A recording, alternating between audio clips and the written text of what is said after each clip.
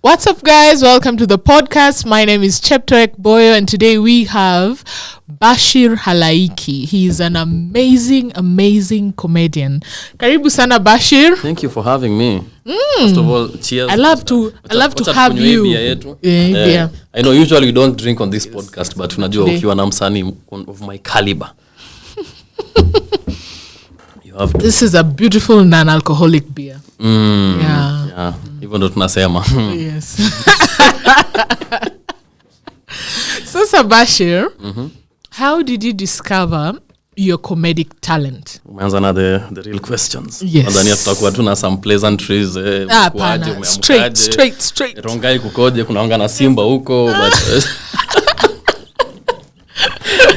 but okay, naweza sema first of all like it's very weird because a funny person like I'm not like typically a typical comedian like kama venye mwana Emmanuel is an actor, he's animated. Like I'm not like that. You know, like me I'm more of I'm solving a puzzle. So like I'll think about like I come from a very educational background. You know, so up to now like my mom actually like she thinks it's a face. Like you're going to get over this. Yeah, like hizo vitu unafanyanga huko utamaliza siku gani, like she does not understand that but I think the way I got into it is I used to watch a lot of sitcoms growing up because I used to watch a lot of horror. Like unakumbuka zile 101 the discs. Nilikuwa my generations. Lakini sasa nikishasema hiyo already ushafungua ushasema watch so 1 2 3 and I think there was The Hills, Wrong Turn 1 and 2, Evil Dead. Yeah, like I used to watch a lot of that, like a lot of horror. And then now ikifika usiku because I can't sleep, I have to like chase it with like a sitcom so that I can sleep. So that is how I got into comedy, by the way, because I've watched a lot of sitcoms. Because when you ask like people like Emmanuel, David Chappelle, like we have people who are actually big fans of like stand-up comedy. Like for me, I was a big fan of sitcoms first. That's how I fell in love with comedy. Like like sometimes they go to interviews and they ask you like, who's like your inspiration, nini? And then you'd ask people like Emmanuel and they'd be like, you know, Richard Pryor. They even mention people who are not even alive right now. I'm like I never started watching at stand-up comedy first. I started with like from the other side. The sitcom. Yeah, so that is how my beginnings zilianza. Lakini as you earlier stated, unakaa ukweli msomi. Wewe ni msomi kabisa na nilipitia pale kwa bio. Then I saw you did aeronautical engineering. Yay! What drew you to engineering? Specifically aeronautical. I think I've always been like that. But nakumbuka like there's a period at our home where we never had like a fundi. Like you see when something is broken at nini. Like I was that guy. Like I was a problem fixer. Like nakumbuka there's a day nilifungua TV trying to fix it and then nikaiharibu more. But my dad was understanding. Like I used to be that person. I was very inquisitive. So I've always been very academic. I think so. Like I usually tell people this, not to brag, but I have a track record of excellence when it comes to academia. Like 388 KCPE. 388 out of 500. But more nilikuwa nimepiga ka 450. So waliniibia tu, walichukua hiyo marks wakawekea mtu mwingine. So it was okay. And then I joined high school nini and then university like KCSE ngapi? KCSE surely. Nini swali? 83. Hey, that's an A. So I've always been that person. So like I remember like at an early age I used to like the first book I read was like at 3 years. Like nimekuwa wa kusoma nini. So engineering first class, second upper. Oh, that is very good for lakini wewe uibiwa tu. Like kama kuna employer ana watch ni jua tu I'm better than your track record yangu. Like I'm always better than that. But I think the reason I started doing aeronautical is I remember as a kid like I used to watch like nakumbuka ndege amoi like we used to have that song. I don't know kama in your generation you heard it, but umeisikia. So I was very fascinated that like a piece of metal can fly in the sky. Unajua. So that is how I got into it. And then at the time where I started going to uni, unakumbuka venye mko nachagua subjects like either nini, and then I looked it up. So it was medicine, which is actually the hardest course, and then the second is aeronautical engineering. So me, I don't think like like for you to do medicine, you have to like love people, you have to be a good person, you know. Yes. So I didn't feel like I can do that. You didn't have that calling. Yeah. How does engineering influence your jokes or humor? Is there a way umeweza collaborate the engineering aspect na the humor? Like comedians are very clever people. Like they are very like you see whenever you see someone, like for someone to make you laugh, they have to first of all observe something, they have to write it down, they have to. So I think in the sense that first of all I'm very disciplined because of your background and then I'm also very observant. Like me, the way I look at comedy is it's like I'm trying to solve a puzzle. Like nitakuwa kwa mat nikikuja nimetoka Rongai niko kwa mat and then I see something, I write it down, and then in the end for it to become a joke, it's like I'm solving a puzzle to begin with. So I think that is one of the ways that engineering. Mentioned earlier, Madhe anafikiria you'll go back to engineering. Will you?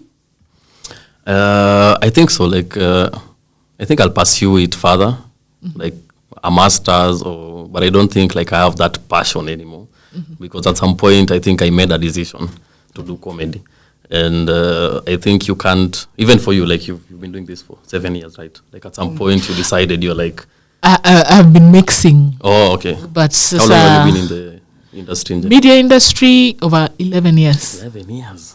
Yeah, but I've been doing different things. Kuandika magazeti was the main thing. Nasikia ulikuwa Nairobian. Ulikuwa nasoma articles za you guys were Messi. Messi was the policy. Caught with pants down. Messi was the policy. Kama sio Messi, then haifiki kwa hiyo gazeti. But anyway, yes, I might go back, but this is the thing now. Yeah. I'm enjoying podcasting. Yeah, so, as I was saying, I'm sorry to put you on the spot. Mwana venye ni ngumu kwa interviewed. Umeanza kustart, so check ni wewe ndo na interview. But as I was saying, at some point in your life you decided like you want to be in, let's say, entertainment in general, not acting, because like as you said, you've done different things. Yeah. So me, I caught myself in that conundrum. I'm like, should I do engineering or should I, because I won't lie, it's very hard. It's very mechanical. It's very technical. I didn't find it enjoyable. And I started doing comedy, I think third year. Yeah. So I was still in uni, but then Lienda took, shout out to Tuk. It's a very poor university. Mwaiskile ni umto yuwa Pierre Makena. Which school are you going to? They didn't pay me for this endorsement. So nilikuwa Tuk, but yeah, like nilianza nikiwa third year. And then Ebu ambia watu in full what Tuk is. Or Tuk Technical University of Kenya, but wasiwa generation ya kitambo Kenya Polytechnic. Yeah. Apo 2000. So yeah, I had to decide because I don't believe in half-assing shit. Like you can't do something 50-50, like lazima uamue. So I think at some point I was like, I find comedy more enjoyable. I enjoy doing it. It makes me a better person. As you can see, I'm well spoken. Like I laugh all the time, you know, which keeps me younger. By then, like 55. I know you guys can't tell me. Gym, comedy, just alafu mambo ya wanawake. Staki. I said nakushuku sana. Now, in a serious field like engineering, your former colleagues, rather your former classmates, college mates who are now proper engineers, what do they say to you now when they see you doing comedy? I think everyone is shocked. Because I think at one of the roasts, like I had my former classmates come and see me perform. Because when I started, like whenever you start something, it's never like people don't think you are serious. Like the way I'm telling you, my mom thinks it's a face, you know. Yeah. So when I started, I was still in uni, and then I was just like, I remember there was a time where I'm like, because my classes used to end at 5. So it reaches 4, I just raise my hand. I'm like, listen, lecturer, I'm hosting a show in Nini. Please, can you allow me to go and do this and this? Like, people thought I was, not serious. But right now, when they see me perform, especially with the roast, because it's a big stage, like, they actually see, like, this guy is actually funny. So whenever I meet them, I think, first of all, shout out to them. I'm happy for them that they chose that path. But I'm glad that I started doing comedy when I did, because I think if I followed with like the engineering path, I'd be miserable. Like, I don't think singai enjoy yani. So whenever I meet them, they are happy to see me. I'm happy to see them. But we chose different paths, and we're always supporting each other. Whenever like they send me still like scholarships and I still apply. I'm like, it's How do you deal with burnout, especially in an industry that demands you to constantly have new jokes? Yeah, this week might be expired as early as even before Friday. How do you deal with that? I think one thing that I've discovered is you're never always inspired. Even for you, I'm sure sometimes you wake up and you don't want to come to work, you don't want to, but you have to. Like, it's about the showing up part. Like, consistency does not look at high all the time. Like, sometimes if you look at the graph, it's like sometimes you don't have the energy, you don't have it's always changing, but the goal is just to show up. Like, sometimes you don't feel like going to the gym, but the moment like showing up is the need. So when it comes to comedy and writing, I always say sometimes like I've written some jokes and then the next morning I wake up and then I read them. I'm like, what is this? Like you actually sat down and thought this was funny. But that is part of the process. Whenever people say, writer's block, or I'm not just write. Yeah, you'll get there. It's the process that counts. Just continue showing up and writing. Have you ever been heckled at a show? And if so, how do you deal with tough crowds? Zile zenye umefika hapo na hawakutambui that day. Yeah. I think as a comedian, the one thing you need to understand is you're going to bomb. Like, bombing, by the way, is when you're doing poorly. And sometimes it's not even your fault. It's just the vibe that day, like the crowd. There's a lot of moving pieces that come into play for a comedy show. Like, we decide this is the lineup. Me, Emmanuel, David Mashari are going to perform tonight. We post the poster, and then we don't know who's going to come through. So there's a whole dynamic to it where you can have a good day, but you did bad jokes. Yeah. And you can have like amazing jokes, and you do poorly. So sometimes I don't take it to heart. It's not personal. It's part of the job. So I've actually some of the weirdest things. I don't know why.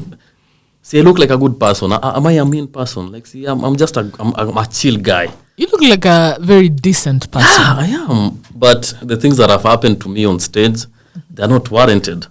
Like, this day I was performing. So we were called for, I think it was our birthday. And then they're like, they wanted us to do like jokes and then roast and me. Like, in the middle of my set. So I was not doing well. But then I just hear people start clapping. So I'm like, Ouch. Like, hey, okay, I'm killing. So I turned back and there was like a couple, like someone was proposing to their girlfriend. Oh no. I'm like, oh no, hell no. The clap weren't yours. It was not for me. At the same time, I've been on stage, the Eric Omondi roast, and then he like threw water on me for no reason. Considering I'd done well, like I was like, and then even when he was doing the clapbacks, he's like, hey, by the way, he roasted everyone, and then he came to me, he's like, by the way, I can't even say anything bad about you. You did well, nini. And then, kiasi tu nasikia tu nimemwagiwa maji. I'm like, yo, like, what is...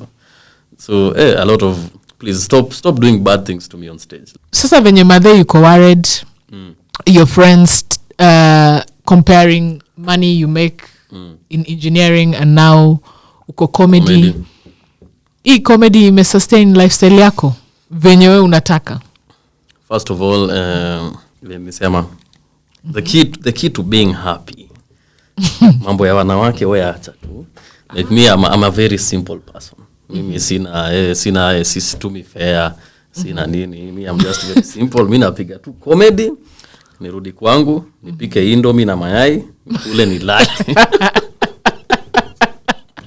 So history ya kusustain lifestyle.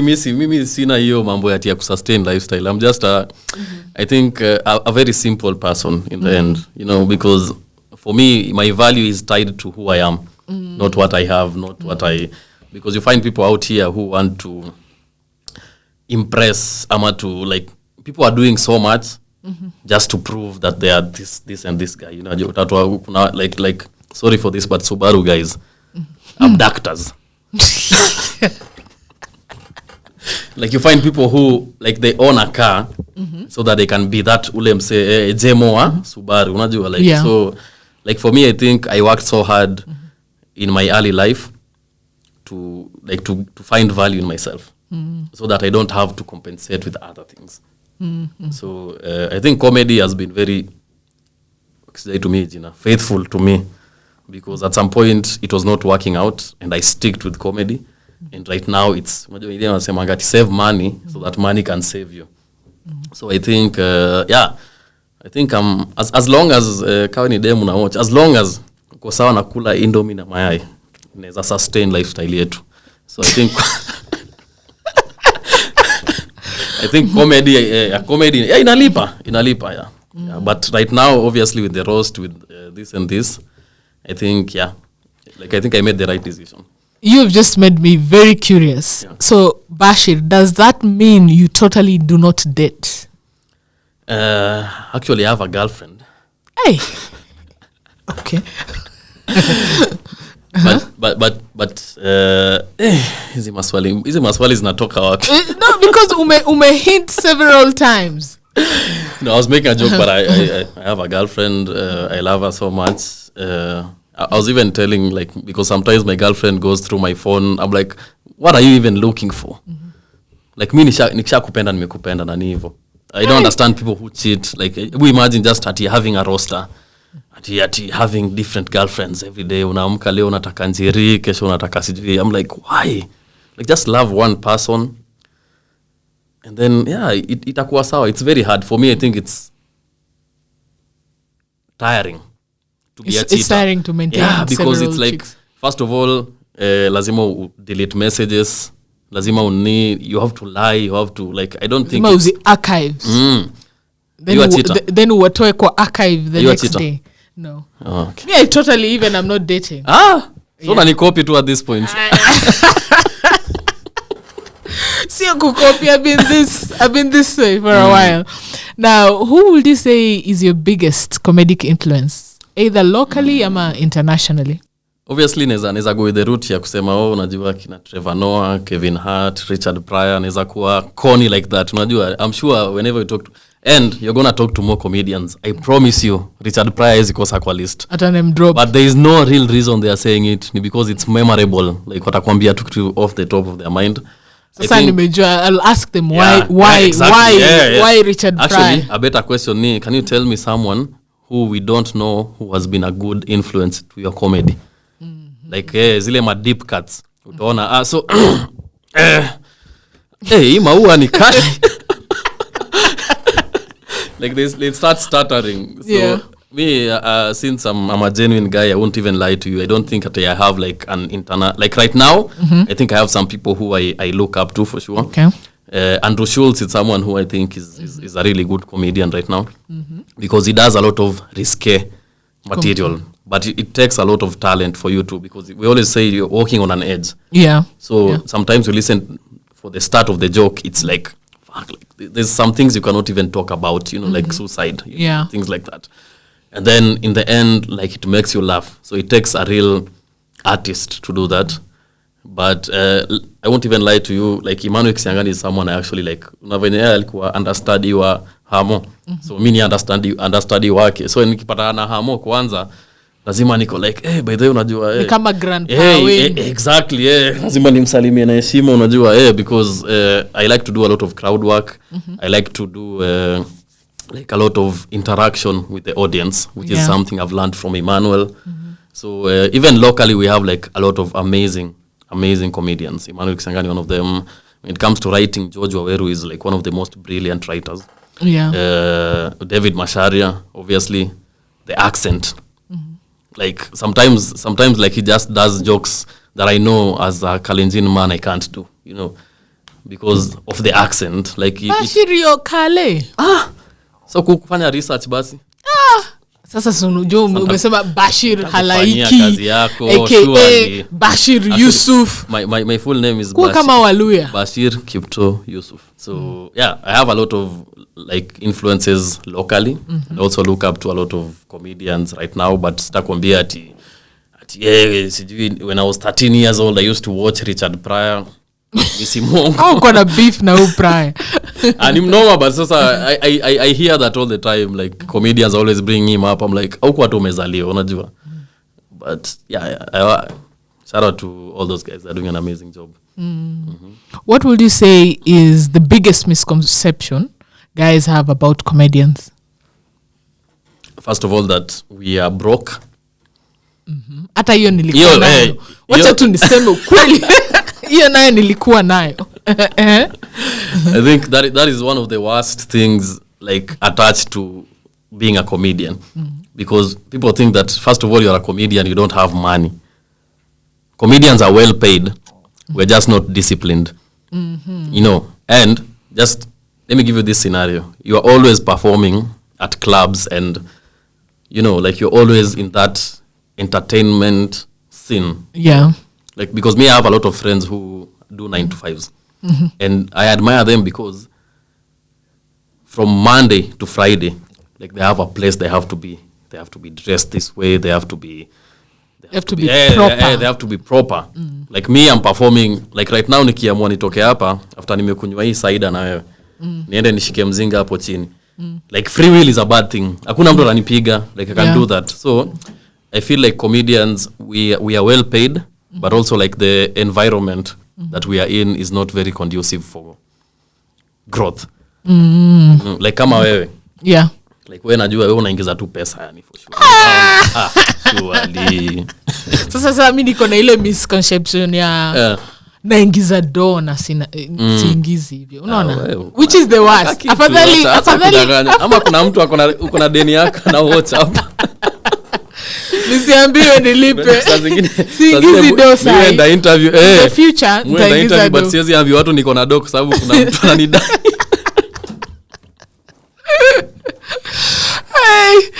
So but in future itaingia poa hiyo do.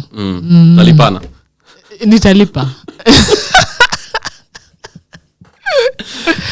Hey, do you reuse your comedy?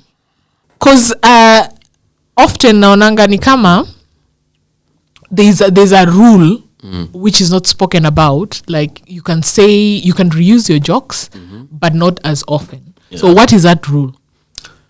I think first of all this is something that has happened to me. Like I went on stage and I started doing a joke, and there's someone who's been coming to my show, and then I think he was drunk or just courageous, so I started doing the joke, and then he's like apana I've paid a lot of money to be here bwana, uwezi rudia. Like I was actually put on the spot kabisa, so I understand how that feels. And also as a comedian, just going, like there's something about being creative. Like there's no better feeling than going on stage and doing a new joke and it works and you make people laugh. But sometimes you go on stage and you do the same joke you've been doing. Even for you, like the audience can tell you're not even enjoying this. Like there's no thrill, there's no... So we always try to, and especially with this roast, like I think imetuweka to a point where you have to be able to churn out new material. So I feel like comedy is like a muscle. But the problem is, it's like, if you don't use it, you lose it. Like it atrophies very, very quickly. So once you stop writing new jokes, once you stop performing, the way Emmanuel was saying, once you stop going on stage, like you lose it. Like it's not at this guy is funny and then it doesn't. Like you have to actually like actively build it. So you have to constantly prove you're good. Yeah, exactly. Like you actually have to every day just go there and do new jokes, you know, because sometimes you become comfortable. Like you're like, oh, najuanga hii joke, you maliza watu. And then at some point you lose confidence in yourself. Like you realize the audience is like, every time they see you on the poster, they're like, like he's just gonna do the same jokes. So it's a very hard place to be. Like if you're watching this interview and you want to be a comedian, please don't. Kwa sababu tumejaa. Tuko wengi. Hatutaki comedians wengine. Unajua hiyo sio scenario ya ati the cake is big enough. No, the cake is small. Please do other careers. Msikuje ni msipunguze do yenye tunalipwa please. Kama unafikiria wewe ni mfani, wewe kuwa tu mfani huko. Usikuje, usijaribu kupiga open mics. Wacha tu situkulie hii comedy. Tumeja. Dave Chappelle was in the country last year. First, ulimwona? Did you go to watch him? Umeamua sana nilie tu. Umeamua nilie sasa. Lia. Ai. Did you watch him? Wacha tu nipige nduru. And he actually like alipiga nduru. So, your story ya Dave Chappelle, let me tell you. Sijaipata so many phone calls in a day than hiyo day yenye hiyo posta iliekwa. You didn't know how many people had your number until that day. Like even my dad called me and he's dead. Aye. Like alikuwa anatafuta tickets. Like everyone. Okay, that's a dark humor. Hizo ndo jokes zangu. Dark humor. Okay, so everyone was trying. Kisiri, I love dark humor. No, it's okay. When man anasema laugh at your pain, like here, that's even on the roast. Like, do you know how many times I've been made fun of for not having a dad? Like, yeah, like they always bring it up. Like I remember a time I did like a roast achana like the roasting a celebrity, like it's a roast battle between me and David Masharia. And he was not prepared with any jokes. But alipiga tu joke ya atapiga joke ikatae. But the guys, Bashir's dad is dead, and then people like Ali bring like I'm like, okay, so if you can make fun of me for not having a dad, I can use that. And but your day I was called by so many people, like people who I'm like, I didn't even think you have my number. Like unajua, like I'm just like this is fake. Like you actually don't care about me. You just want tickets. It was such a weird day because everyone knows unajua, like hiyo ni your time una realize people are actually following your career. Yeah. They know you are a comedian. But you're not big enough for it to make sense for them to acknowledge you bado. Unajua like kuna wase ukipost status nini, they see it, but they never come for your show. Why? Because for them you have not reached that level yenye it makes sense watoke kwa nyumba wakuje wa like for you like you like wewe like you've been doing this I'm sure like people know you are doing it, but they'll never ever come for your show because until something big happens, then they're like, okay, hey, by then nakonga na beshte yangu fulani. Like I don't know that psychology that is there. Like people will never support you until you make it. So your day I think ilikuwa hiyo nini msana kumbuka, by the way, si Bashir anakuanga comedian. So they call me, they're like, hey, do you have tickets nini? I don't have tickets. Like Sema. Okay, so nitaisema without mentioning names. Yes. So tumuite John. Yes, John. So John gets information that Dave Chappelle is coming to Kenya. I think he was doing like a layover. You see the way you're flying. Umefly before, sindio? Yes. So wase wenye wajawai fly msijali. Hamtawai fly. Yes, tawadanganya.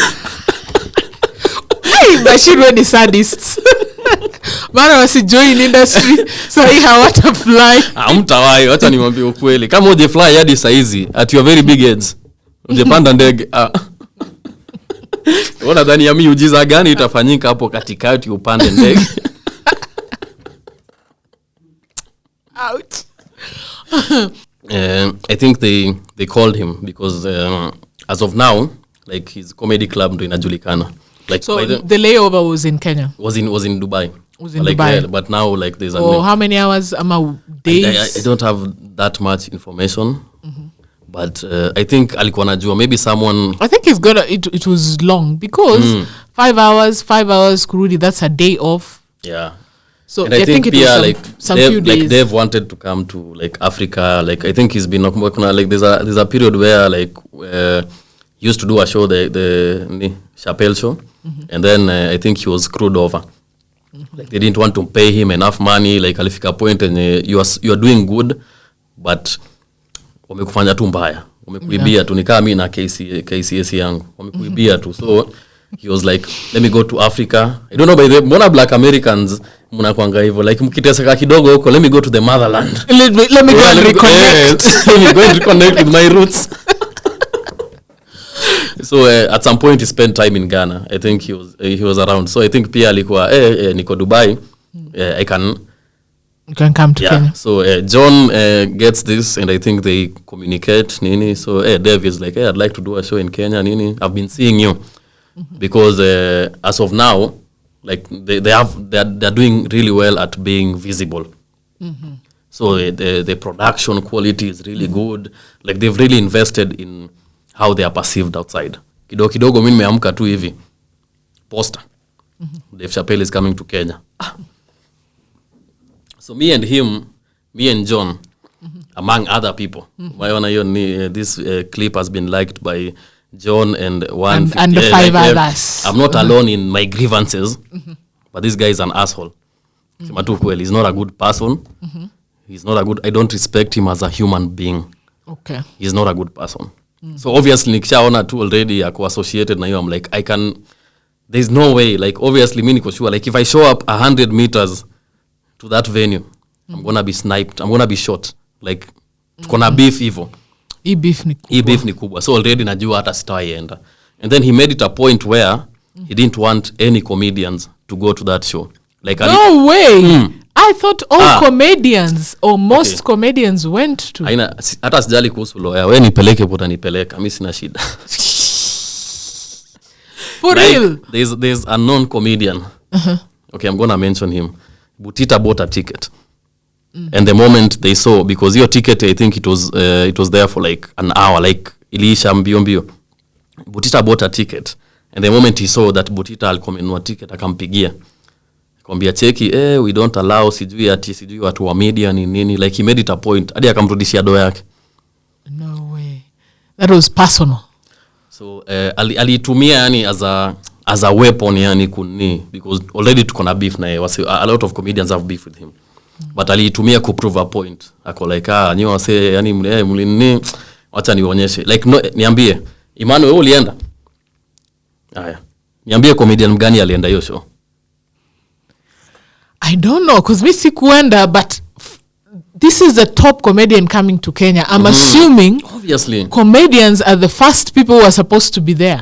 Hata kama kuna complimentary, comedians are supposed to get it first. He made it a point. Like hiyo alichukulia gatekeeping to a new level. Like alikuwa very vindictive about it.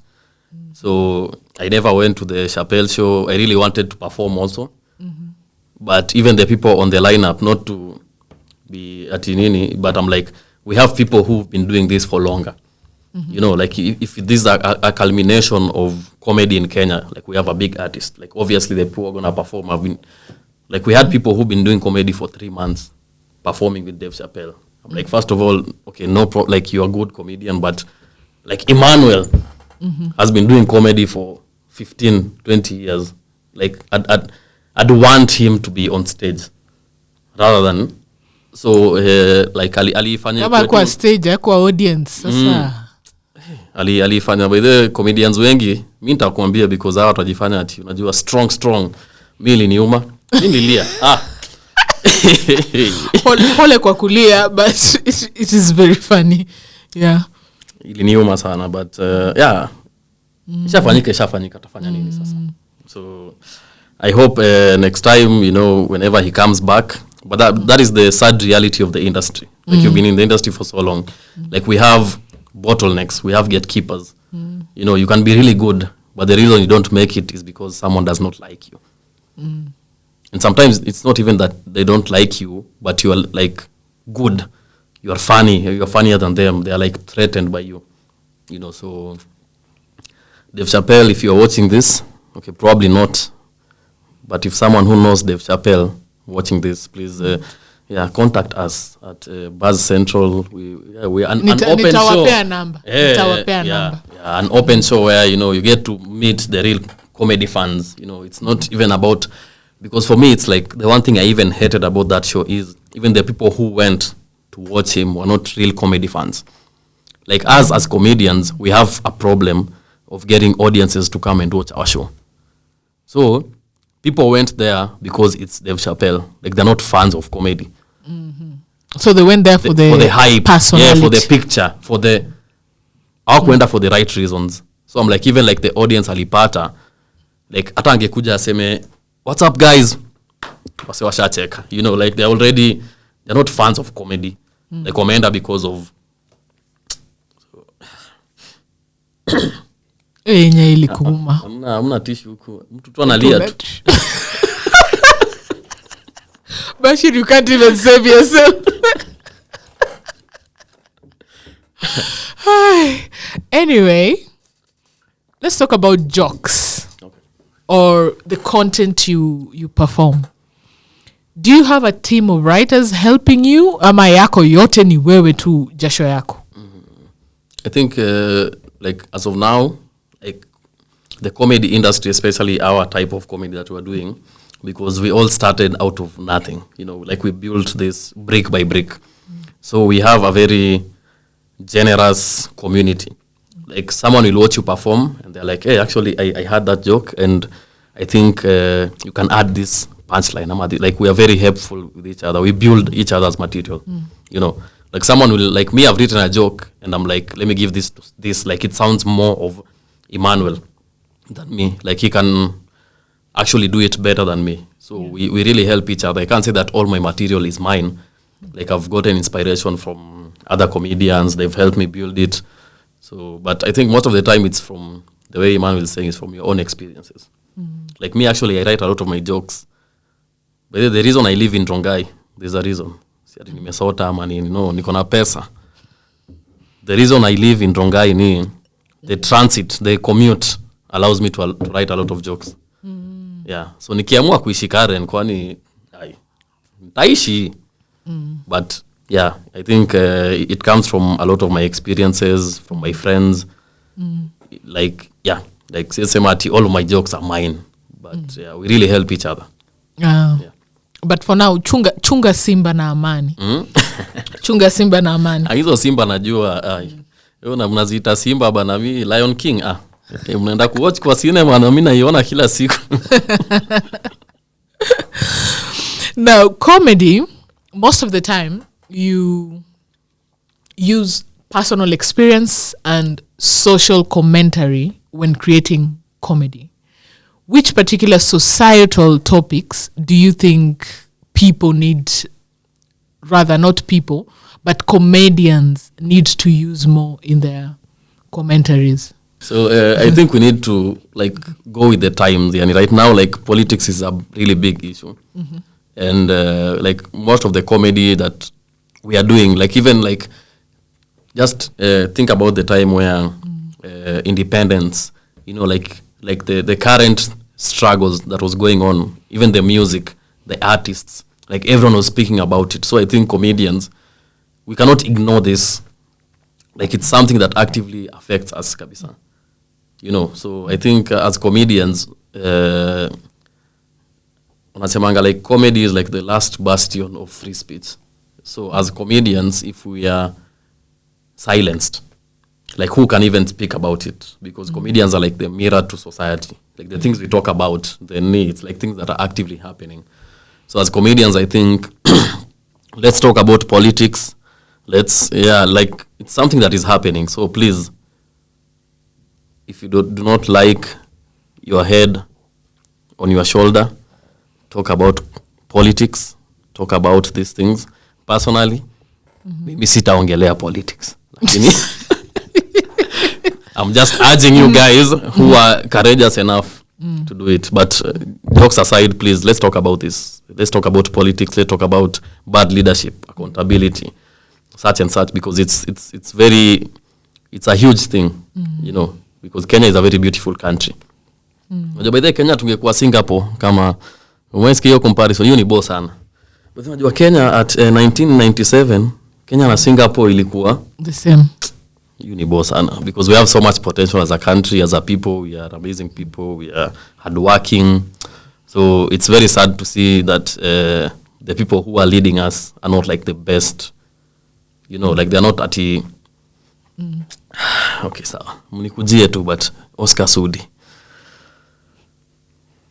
Like how is that person a leader?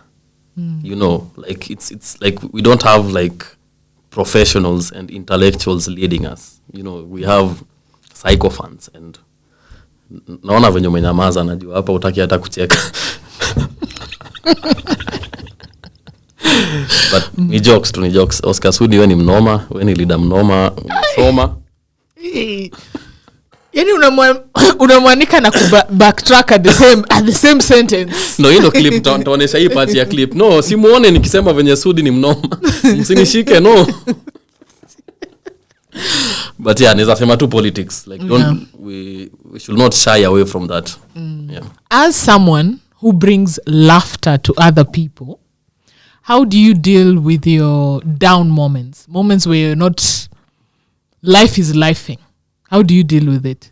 I think comedy imenisaidia sana because I started doing comedy and then like I think probably like 2 or 3 months after that my dad died. So ilinisaidia sana yani ku cope with that. So I use comedy as an outlet for my life because it's not perfect. Like life is life, unasema tu unajua kuna vitu zio happens and huwezi control nini, but if I can go on stage and talk about it and laugh about it, then it's not a big deal. You know, it can't hurt you if you can laugh at the tough situation. So I use it a lot, and then I'm just overall I'm just like a happy person. I like being happy. Mwayo paradu na msetu amekasirika tu yani kila siku. Jwaona tu msetu akiwa tu happy yani. I think it's a choice. But for me I think I choose to be a happy person. I choose to be, you know, a jovial person. Like it's a choice because life can be hard sometimes. It can put you down, but comedy really helps me. It's like therapy here. And then also I'm able to, because sometimes most of the time actually you are dealing with people, right? Like me and you just we've met today, and then we have a conversation. Like comedy makes it easier because jokes disarm someone, like because when we meet we don't know each other first of all. So we are all tensed up. We're like, how is this gonna be? But the moment I make you laugh, you're comfortable, hang out with me. You're so comedy helps even my social life. Yeah. Because it's easier to hang out with people and to deal with people if you can make them laugh, if you can have a conversation. You know. So yeah, comedy has been very helpful even in other areas of my life. I don't know. As a comedian, most times comedians do not like to do jokes. When you're off stage, you don't want to go home and be a comedian again. Yet people still expect you to be funny at home. How do you handle that? First of all, amazing question. Hey, umecook. Hey, hizi maswali. I think that is a very, by the way, I say, please stop doing that. Stop. Like, I know I'm a comedian. I'm an entertainer. Like sometimes I just want to be myself. And by the way, comedians are very quiet people in real life. So whatever I'm doing on stage, it's an act. It's not who I am. By the way, you can find comedians who are like on stage they're like that, and then in real life they're like that. But for me, sometimes, like me, I'm an introvert. Like sometimes I just want to chill and be quiet and relax. But please, if you're watching this story, you're a comedian. Ebu niambie joke moja. If you are guilty of that, please stop that. Ndo maana Kenya na Singapore saizi haziko the same. Ni vitu mnafanya. Actually, that is hata achana bad politics. That is the reason. Please stop asking comedians to do jokes. Because it's like you're an interviewer. You're someone who does media. And then I meet you there. I'm like, ebu niuliza swali. Yeah, you see how uko like, what are you talking about? Ati weni daktari, si unidunge. Honestly, this is a warning. Ukiniuliza swali kama hiyo, mimi nakupiga. Na nishasema hapa. Nitakupiga honestly because it's very disrespectful. It's like ni kama unajua ile like the way white people used to do it. Unajua? Ati dance ama like it's very demeaning. To tell someone to do something at your command. Yeah. Like, okay, when we hang out and we talk, I'll make you laugh. But you can't just tell me, bunchekeshe size. You know, it's... So please, guys, stop. Don't do that. Don't do that. Like, you never do that with any other careers. You know, like, we have a lot of professions happening. Like, you don't do that with other careers. Like, why would you tell someone to do something at your command? Nimekuwa emotional kidogo. Thank you so much. Thank you. This has been really fun. Yeah. Yeah. My camera tuendelee na story ama. Yeah. Let's do that. Thank you guys for watching. See you next week with another amazing interview. Cheers, guys.